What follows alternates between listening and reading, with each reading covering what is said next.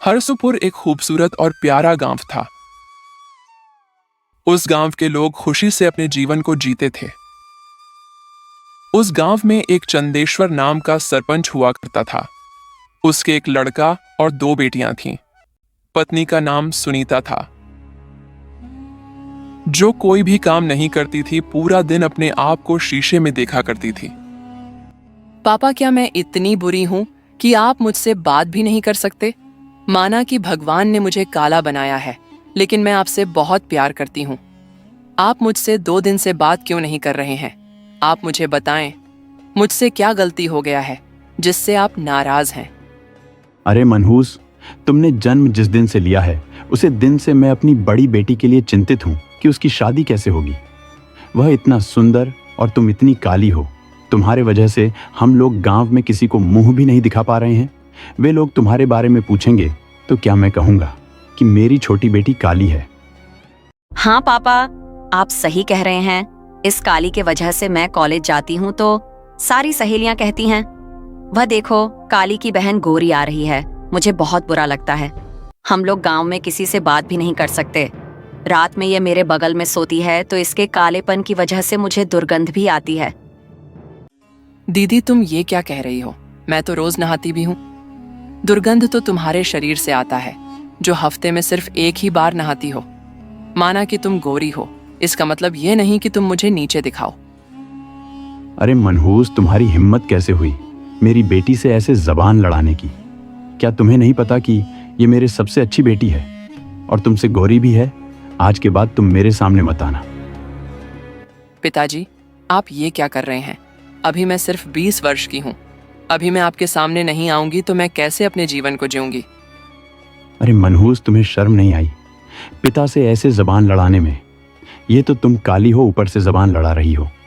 मैं हमेशा अपनी बड़ी बेटी के लिए चिंतित रहता हूँ कि उसकी शादी कैसे होगी। उसकी शादी होगा तो मैं क्या लड़के वाले को बताऊंगा कि यह काली मेरी बेटी है? छी छी छी! हे भगवान, तुमने मुझे किस चीज की सजा दे रहे हो? अगले जन्म में मैं कौन सा पाप किया था कि एक काली मेरी बेटी हो गई? पिताजी, मेरे शादी के लिए यदि लड़के वाले आए तो इसको उन लोगों के सामने मत जाने दीजिएगा, नहीं तो आप उन लोगों को क्या जवाब देंगे कि यह मनहूस काली आपकी बेटी है। हाँ बेटी, तुम सही कह रही हो। इस मनहूस को उन लोगों के सामने ले जाकर अपनी बेइज्जती नहीं करना है। वैसे ही इसकी शादी किसी मजदूर से ही होगी, तो क्या जरूरत है इसको बड़े लोगों के सामने जाने की? पिताजी, मेरे भाग्य में जो रहेगा वह मुझे मिलेगा ही। लेकिन आप मुझसे ऐसा व्यवहार क्यों कर रहे हैं? मैं तो बड़ी बहन से ज्यादा काम भी करती हूँ और माताजी के साथ काम में हाथ भी बटाती हूँ। अरे, खाना में हाथ बटाना ये कोई बड़ी बात नहीं है, और वैसे तुम नहीं करोगी तो कौन करेगा? मैं तो पापा से कहा था कि घर में कोई नौकर नहीं रखें। इस काली को ही नौकर के जगह पर रख ले। पैसा भी नहीं देना पड़ेगा और काम भी अच्छे से कर देगी। और काम जब अच्छे से नहीं करेगी तो हम लोग मिलकर मारेंगे तो भी कोई बात नहीं होगा। ये मनहूस जाकर किसी से कह भी नहीं पाएगी। लेकिन पापा इस काली पर थोड़ा दयाभाव दिखाकर घर में नौकर रख लिया, नहीं तो इसी से हम लोग सारा झाड़ू पोछा करवाते। अब तेरा बहुत हो गया नाटक। जाकर अंदर देख, कोई काम हो तो जल्दी से कर दे, नहीं तो लौट कर आऊंगा तो तुम्हें बहुत मारूंगा। ऐसा कहकर वह चंदेश्वर वहां से चला जाता है। अरे मनहूस खड़ी क्यों है? पापा ने जो कहा वह सुनाई नहीं दिया क्या? जा अंदर देख, कोई काम हो तो कर दे। ऐसा कहकर वह वहां से चली जाती है। रात में छोटी बेटी अपने बारे में सोच रही थी। हे ऊपर वाला, मुझे कौन सी गलती हो गई जो मुझे ऐसे खानदान में जन्म दिया? अब मैं क्या करूं? मैं अपने जीवन को कैसे जीऊंगी? सुबह से कुछ खाया नहीं और उन्होंने शाम का खाना देने के लिए भी मना कर दिया है। हे ऊपर वाला, अब तुम ही मेरी कुछ कर सकते हो। इस दुनिया में लोगों को मुझे प्यार नहीं है, मेरे शरीर की चमड़ी से प्यार है। यहाँ तक कि मेरे माता पिता भी मुझे त्याग ही दिया है। यह सोच रही थी, तभी वहां पर घर की नौकरानी आती है। छोटी मालकिन, आप यहाँ क्या कर रही हैं? चलिए अंदर खाना खाने के लिए, मैं आपका इंतजार कर रही थी। आप यहाँ पर क्यों बैठी हैं? मैंने आपको सुबह से देखा नहीं, कहाँ थी? गीता, तुम मुझे जानती ही हो कि मेरे माता पिता मेरे साथ कैसा व्यवहार करते हैं। उन्होंने शाम का खाना देने के लिए भी मना कर दिया है। मैं अब उनके पास जाकर खाना भी नहीं मान सकती। सुबह से कुछ खाई नहीं हूँ, बहुत तेज भूख लगी है। छोटी मालकिन, आप ऐसा क्यों कह रही हैं? मैं आपको खाना लाकर देती हूँ, क्योंकि आपने मेरे बुरे समय में मेरा साथ दिया था। यदि मैं अभी आपकी मदद नहीं करूंगी, तो भगवान मुझे कभी भी माफ नहीं करेगा। ऐसे सेठ की छोटी लड़की अपनी नौकरानी से बात कर रही थी और नौकरानी उसे समझा रही थी, और घर के अंदर दोनों पति पत्नी आपस में बात करते हुए। अरे कब तक शांत बैठेंगे?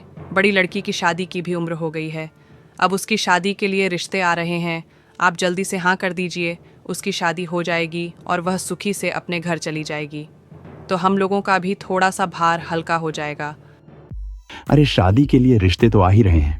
अभी आज सुबह ही बगल के गांव के सरपंच का लड़का का रिश्ता आया था। अच्छा खासा पैसा भी कमाता है, लेकिन यह समझ में नहीं आ रहा है कि इस काली के वजह से कैसे मैं उनके सामने जाकर कहूंगा कि मेरे 3 बच्चे हैं। मुझे समझ में नहीं आ रहा है कि क्या करूं। ये काली मर भी क्यों नहीं जाती? अरे मुझे पहले ही पता चला रहता कि यह काली मेरे पेट से जन्म लेगी तो मैं उसे पेट में ही मार देती। पता नहीं किस पाप की सज़ा ऊपर वाला मुझे दे रहा है। इस काली के वजह से मैं गांव में किसी और औरतों को मुंह भी नहीं दिखा सकती। मैं इतनी सुंदर, मेरी बड़ी लड़की इतनी सुंदर, और यह मनहूस काली पता नहीं कैसे हो गई। हे भगवान, इस काली को आप उठा लो। मैं आपको 5 किलो लड्डू चढ़ाऊंगी। यह सब वह छोटी बेटी सुन रही थी। क्या ये माता मेरे लिए ऐसा कैसे हो सकती? क्या सच में इसने मुझे जन्म दिया है? नहीं नहीं, ऐसा नहीं हो सकता। एक माँ अपनी बेटी के लिए ऐसे कैसे सोच सकती है? अरे ओ मनहूस मेरे घर से भी चली जाती तो भी मैं ऊपर वाले का बहुत बहुत धन्यवाद करती। हे प्रभु, या तो तुम उसे मार डालो या वह मेरा घर छोड़कर कहीं चली जाए। और वह छोटी बेटी उसी रात को घर से निकल जाती है और घर के बाहर आ जाती है।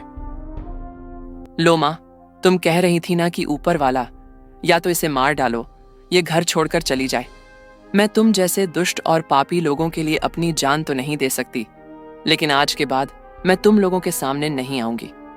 तुम अब अपनी बड़ी बेटी के साथ खुशी से रहना। वह मेरा छोटा भाई, वह मुझसे कितना प्यार करता था। वह मुझे कभी काली कहकर भी नहीं बुलाता। भाई, तुम अब सुखी से रहना और इन पापी लोगों से अपने आप को बचाए रखना। मैं अब चलती हूँ। और वह लड़की उसी रात को अपने घर से निकल जाती है। वह लड़की किधर जा रही थी उसे कुछ पता नहीं था, वह सिर्फ चले जा रही थी। रास्ते में बारिश आना भी अब शुरू हो गया था। काफी समय तक वह लड़की सिर्फ अपने आगे के जीवन के बारे में सोचते हुए चलती जा रही थी। तभी उसने गांव में प्रवेश के लिए उसे गांव में कदम रखा। तभी उसने एक छोटी सी मिट्टी की झोपड़ी देखी। काफी समय से चलते चलते मैं कहाँ आ गई हूँ, मुझे कुछ पता नहीं है। अब मुझे बहुत ही जोर का भूख लग रहा है। पैरों के दर्द की वजह से अब मुझे चला भी नहीं जाता। ये सामने एक छोटा सा घर दिख रहा है। क्या पता मदद मांगू तो 2 रोटी मिल जाए, तो खाकर यहीं पेड़ के नीचे आज की रात काट लूंगी। अरे घर में कोई है क्या? इस बेसहारा को सहारा दे दो। भगवान आपको बहुत ही सुखी रखेगा। वह घर एक भीख मांगने वाली बूढ़ी औरत का था। वह बूढ़ी औरत घर से बाहर आती है। बेटी, कौन हो तुम और तुम इतनी रात को अकेले क्या कर रही हो? दादी, मैं एक असहारा बदनसीब लड़की हूँ। मेरे पिताजी एक सरपंच हैं और उनके 3 बच्चे थे, जिनमें 2 लड़की 1 लड़का। मैं वह छोटी लड़की हूँ जिसको उन्होंने घर से निकाल दिया, यह कहकर कि तुम काली हो।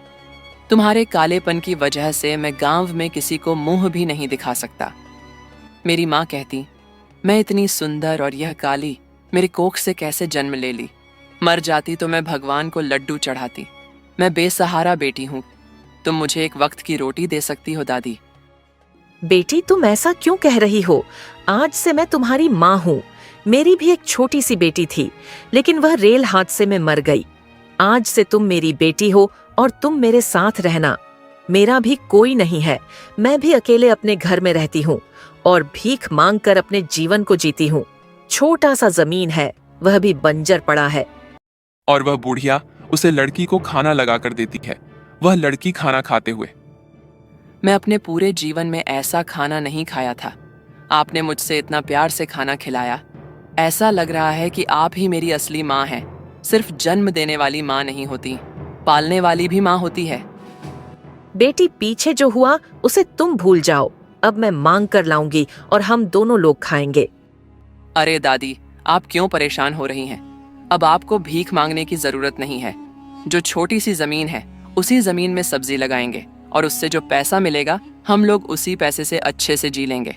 और मैं जंगल से जाकर लकड़ी भी बिन कर ला दूंगी, तो गैस का भी पैसा बच जाएगा।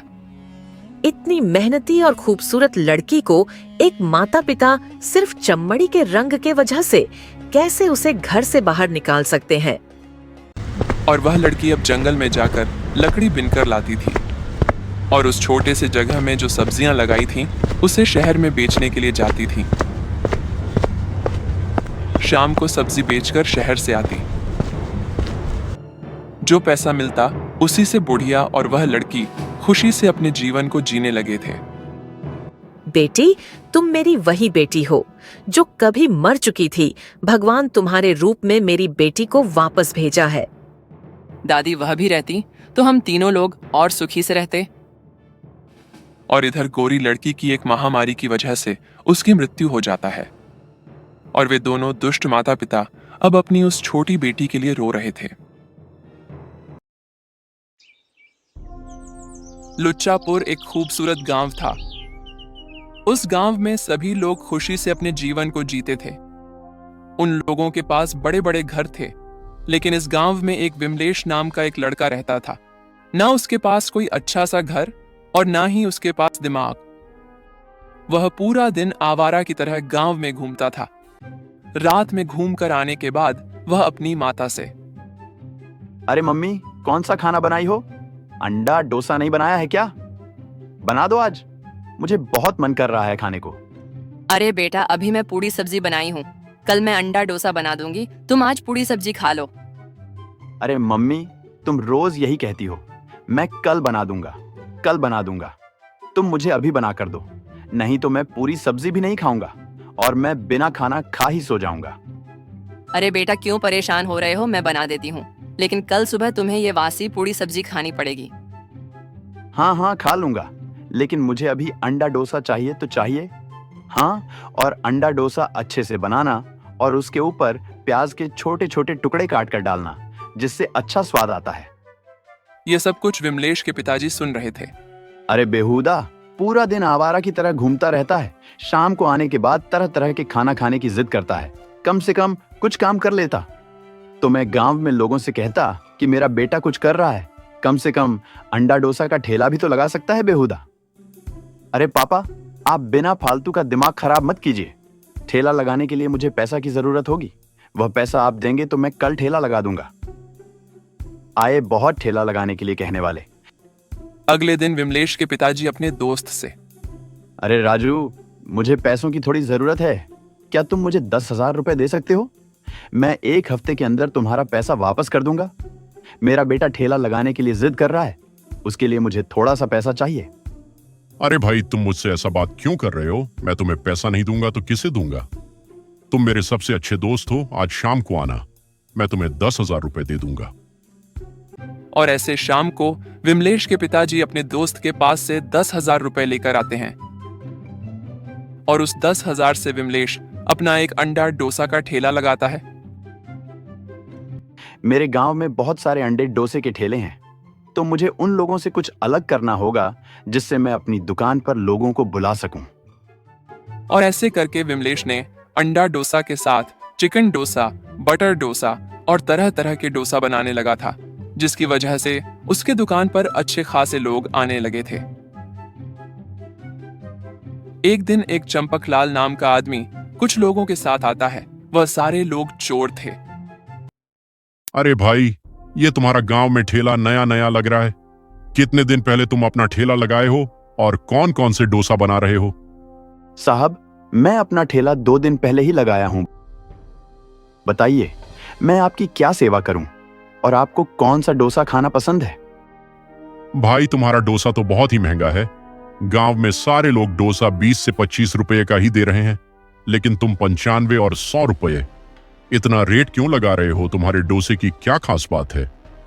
साहब, ये कोई बहुत ही अधिक पैसा नहीं है। इसमें मैं अच्छी क्वालिटी का मटर, अच्छे क्वालिटी का अंडा और फ्रेश चिकन का उपयोग कर रहा हूं। तो साहब, रेट बढ़ेगा ही। गांव के और सारे ठेले वाले खराब क्वालिटी के सामान का उपयोग करते हैं। ऐसा है क्या? फिर तुम हम सारे लोगों को अंडा डोसा बनाकर दो।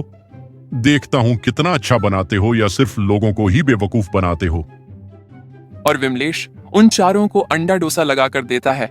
वह सारे लोग अंडा डोसा खाने के बाद, भाई तुम्हारा डोसा काफी अच्छा था, पूरा पैसा वसूल है, लेकिन तुम्हें एक समय ऐसा आएगा जब तुम अपने काम से उब जाओगे तो तुम मेरे पास आना, तुम्हारे लिए मेरे पास काम है।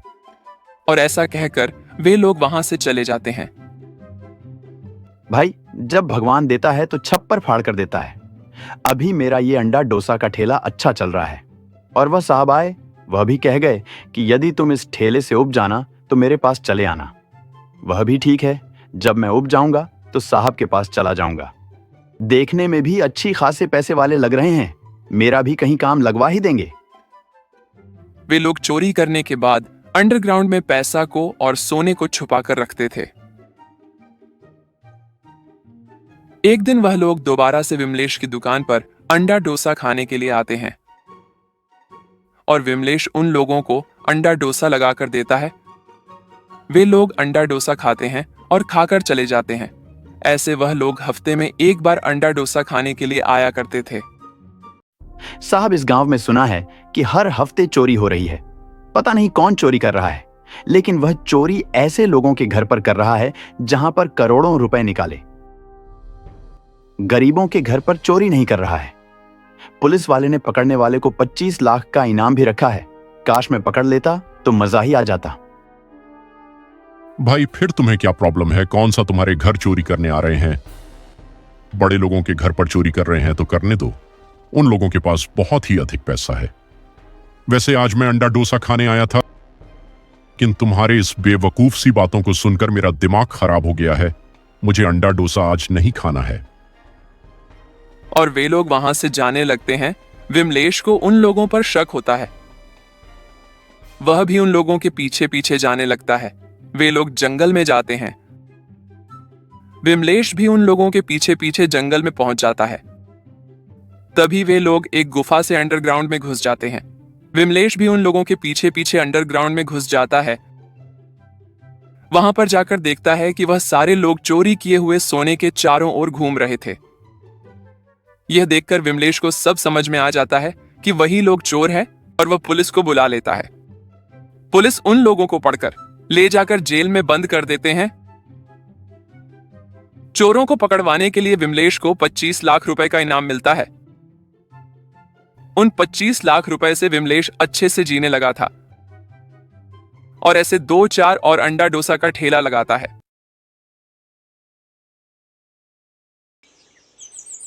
असुरणपुर नाम का एक बहुत ही खूबसूरत गांव था। उस गांव के सारे लोग बहुत ही समझदार और चतुर थे। वे सारे लोग आपस में मिलजुल कर रहते थे। उस एक गांव में एक गुलाब दास नाम का एक धनवान हुआ करता था। उसके पास बहुत ही अधिक जमीन, गाड़ी, घोड़े थे। उसका एक सुरेश नाम का लड़का था। सुरेश पूरा दिन आवारा की तरह गांव में घूमता था। आवारा दोस्तों के साथ आने जाने वाले लड़कियों को कमेंट पास करता था। एक दिन सुरेश की माताजी, बेटा, कब तक अपने आवारा दोस्तों के साथ घूमोगे? क्यों ना तुम पिताजी के साथ व्यापार में हाथ बढ़ाओ। आने वाले समय में तुम्हें ही वह सारे व्यापार संभालने हैं, तो क्यों ना तुम अभी से उसे व्यापार को संभालो। अरे मम्मी, क्यों तुम परेशान होती हो? अभी तो मेरा घूमने का उम्र है। अभी मुझे घूमने दो। जब व्यापार संभालना होगा तो मैं संभाल लूंगा। तुम मुझे परेशान मत करो। बेटा, तुम क्या कह रहे हो? तुम 23 वर्ष के हो गए और तुम कह रहे हो कि यह मेरा घूमने का उम्र है। हे भगवान, कब इसकी अक्ल आएगी? हाँ, मुझे पता है मेरा उम्र 23 वर्ष का हो गया है। तो क्या करूं? अभी मुझे घूमने दो। मैं अगले हफ्ते से काम पर जाऊंगा। एक हफ्ते का कम से कम मुझे टाइम दो, जिसके बाद मैं पिताजी के साथ जाकर व्यापार में हाथ बढ़ाऊंगा। तुम इतने बड़े हो गए, फिर भी तुम्हें समझ नहीं है कि एक हफ्ता जो तुम अपने आवारा दोस्तों के साथ घूमोगे, उससे अच्छा पिताजी के साथ व्यापार में हाथ बढ़ा दोगे तो कुछ पैसे कमा लोगे। लेकिन जब तुम्हारा यही इच्छा है तो 1 हफ्ता भी मैं देख लेती हूँ। हाँ हाँ ठीक है, 1 हफ्ता तो बहुत कम समय है। अब तुम मुझे अधिक ज्ञान मत दो, और खाना बना है तो खाना लगा दो। और सुरेश की माँ सुरेश को खाना लगाने के लिए चली जाती है। 1 हफ्ते सुरेश आवारा दोस्तों के साथ इधर उधर घूमता है, आने जाने वाले लड़कियों पर कमेंट पास करता, और ऐसा करते करते 1 हफ्ते का समय बीत जाता है। तब सुरेश की माताजी, क्यों बेटा, 1 हफ्ते का टाइम भी बीत गया, अब अपने पिताजी के साथ व्यापार पर जाना है कि नहीं? अरे माँ, 1 हफ्ता इतना कम टाइम था, कब बीत गया पता भी नहीं चला। 1 हफ्ते का और टाइम दे दो, उसके बाद मैं पक्का पिताजी के साथ काम पर जाऊंगा। ठीक है, अब वह भी देख ही लेती हूँ। और सुरेश दोबारा से 1 हफ्ते में वहीं आवारा दोस्तों के साथ घूमना, सड़क पर आने जाने वाले लड़कियों और महिलाओं पर कमेंट पास करना, यही उसका काम था। और ऐसे ही सुरेश कई बार अपने माताजी से 1 हफ्ते का टाइम लेकर कई महीने बीता दिया। एक दिन एक वकील आता है और सुरेश से कहता है, सुरेश, तुम्हारे माता पिता तुमसे नाराज होकर ये सारे गाड़ी घोड़े और जमीन को किसी ट्रस्ट को देने वाले हैं, और ये सब गाड़ी घोड़ा ये सब तुम्हारा अब नहीं हो सकता। हाँ, यदि तुम इसको अपना बनाना चाहते हो तो इसके लिए एक शर्त है, वह शर्त तुम्हें पूरा करना होगा, नहीं तो यह सब तुम्हारे हाथ से निकल जाएगा। सुरेश वकील के मुंह से यह शब्द सुनकर उसे धक्का जैसा लगता है। ये क्या बोल रहे हो? मेरी माता मेरे साथ ऐसा नहीं कर सकती, और मैं इसको अपना बनाना चाहूं तो उसके लिए शर्त में क्या लिखा है? शर्त यही लिखा है कि जो यह पुराना रोड रोलर है, तुम्हें इसी के ऊपर 1 वर्ष का टाइम गुजारना है और इसी रोड रोलर से पैसा कमाकर अपने जीवन को जीना है। यदि तुम ऐसा करते हो तो यह सब तुम्हारा हो जाएगा, यदि नहीं कर पाते हो तो यह सब ट्रस्ट के नाम हो जाएगा। 1 वर्ष? ये तो काफी लंबा टाइम है, इस रोड रोलर पर कैसे गुजरेगा? देखो, तुम्हारे पास सिर्फ यही एक रास्ता है, नहीं तो आगे तुम अपना खुद ही जानते हो क्या होगा। और सुरेश उसे रोड रोलर के ऊपर एक छोटा सा घर बनाता है। सुरेश काम को ढूंढने के लिए कहीं भी जाता, उसे रोड रोलर के साथ ही जाता था। वह रोड रोलर को ऊपर बैठकर ही चलाता था। एक दिन वह रास्ते से जा रहा था, तभी उसका डीजल खत्म हो जाता है। वहां से पेट्रोल पंप लगभग 15 किलोमीटर दूर था। सुरेश वहां तक पैदल जा भी नहीं सकता था। अब उसको कुछ समझ में नहीं आ रहा था कि वह क्या करे, तो वह अपने रोड रोलर के आसपास ही टहलने लगता है और सोचने लगता है, यदि कोई रास्ते से आ जाए तो मैं उससे मदद मांग सकता हूं। सुरेश को इतना अधिक परेशान देखकर सामने पेड़ में से एक आदमी प्रकट हुआ। बेटा, तुम इतना अधिक परेशान क्यों हो? तुम मुझे बताओ, मैं तुम्हारा मदद कर सकता हूं। तब सुरेश उसके साथ जो हुआ वह सारा चीज बताता है। वह एक जादुई आदमी था। वह भूत, भविष्य और वर्तमान सारी चीजों को वह आसानी से देख सकता था। बेटा, तुम पहले बहुत ही शैतान बच्चे थे। तुम्हारे माता पिता जो तुम्हारे लिए यह सब कर रहे हैं, बहुत ही अच्छा कर रहे हैं, और तुम्हारे साथ यही होना चाहिए। लेकिन मैं तुम्हें इतना परेशान देखकर मैं तुम्हारी मदद कर सकता हूं। मैं अपनी शक्तियों से तुम्हारे इस रोड रोलर में फ्यूल को भर सकता हूं। श्रीमान, कृपया करके आप इस रोड रोलर को फ्यूल से मुक्ति दिला दें, क्योंकि मुझे कहीं भी जाना हो तो उसमें फ्यूल ना डालना पड़े। कृपया करके आप मेरा सिर्फ इतना मदद कर दीजिए, और मैं पीछे जो गलतियां किया था वैसा अब मैं कोई भी गलती नहीं करूंगा। और वह जादुई आदमी उस रोड रोलर में फ्यूल को फुल कर देता है। सुरेश उसे जादुई आदमी को प्रणाम करता है। सुरेश कहीं भी जाता, उस रोड रोलर का फ्यूल खत्म नहीं होता था, जो कि उस जादुई शक्तियों की वजह से ऐसा हुआ था। सुरेश अपने रोड रोलर को एक ठेकेदार से मिलकर काम पर लगता है। वह ठेकेदार आए दिन रोड बनाया करता था, तो वह सुरेश को बुलाता था। सुरेश रोड रोलर को ले जाकर रोड को बराबर करता था। ऐसा करके सुरेश ने जो पैसे उसने कमाए, उन पैसों से वह एक जमीन पर एक छोटा सा घर बनता है और वह उसी में रहने लगा था। एक दिन सुरेश के माता और पिताजी आते हैं। बेटा, मैं तुम्हारे इस मेहनत से बहुत ही अधिक प्रसन्न हूं। मैं और तुम्हारी माता वकील से मिलकर यह सब प्लान बनाया था ताकि तुम अधिक मेहनत कर सको। अब तुम हमारे साथ घर चलो। क्या पिताजी, आप यह सच में प्लान बनाया था? पिताजी, आप हमें माफ कर दीजिए। आपके प्लान की वजह से मैं इतना मेहनत करने योग्य बन पाया हूं। आप सही कहते थे कि यदि तुम्हारे पास पैसा नहीं होगा तो यह सब तुम्हारे दोस्त तुम्हारा साथ छोड़ देंगे। और पिताजी, वह मेरे सारे दोस्त मेरे पास फोन भी नहीं किया। अब मेरा आंख खुल गया है। मैं अब आपके साथ व्यापार में हाथ बढ़ाऊंगा। सुरेश अब रोज सुबह को उठ जाता और अपने पिताजी के साथ व्यापार के लिए जाता था, जिसकी वजह से सुरेश के माता पिता बहुत ही अधिक प्रसन्न थे।